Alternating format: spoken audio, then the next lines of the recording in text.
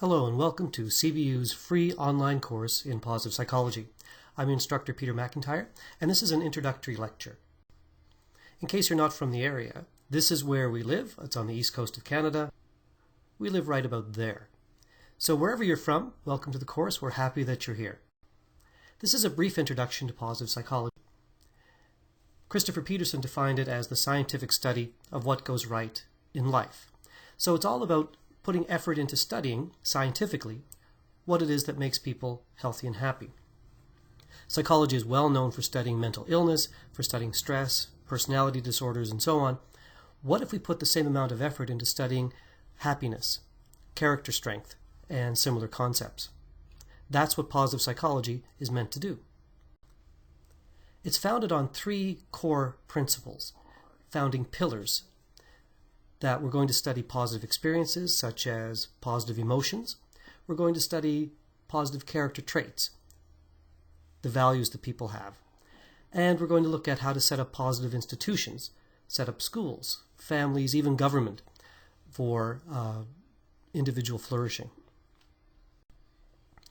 Martin Seligman, who's one of the founders of the area, along with Mike Csikszentmihalyi, in 2000 wrote an influential paper in American Psychologist outlining the foundations of positive psychology.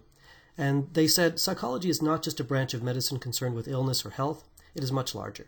It is about work, education, insight, love, growth, and play.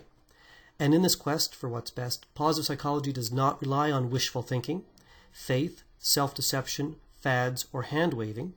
It tries to adapt what is best in the scientific method to the unique problems that human behavior presents to those who wish to understand it in all its complexity. So what Seligman is saying is that we can take that scientific method that's been so successful in understanding psychological disorders and apply it to what makes people happy and healthy.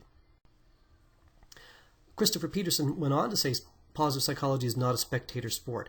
There have been a very strong emphasis in this area on developing practical activities and actions that people can do in order to discover what it is that makes them live a better life.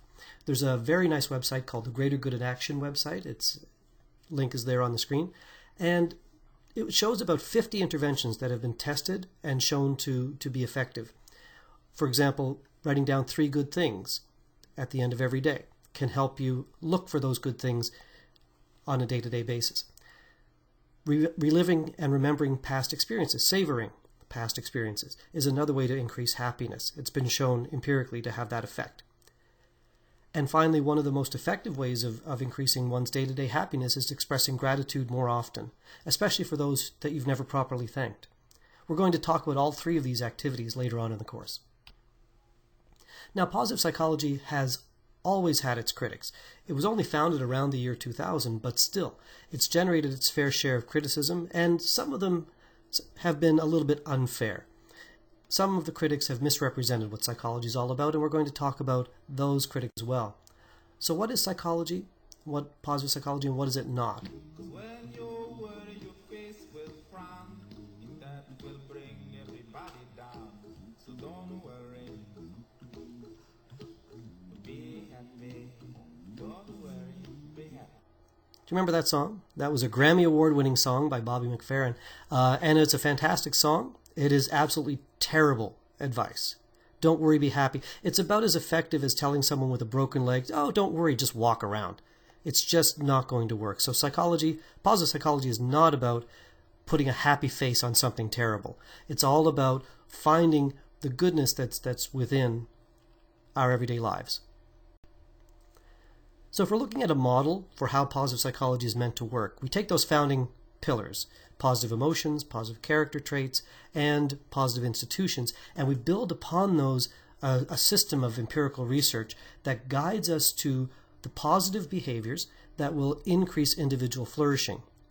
We then turn it around and take people who are doing very well, look at what they're doing, conduct empirical research on them to create even better and more well-articulated principles for how people live a good life.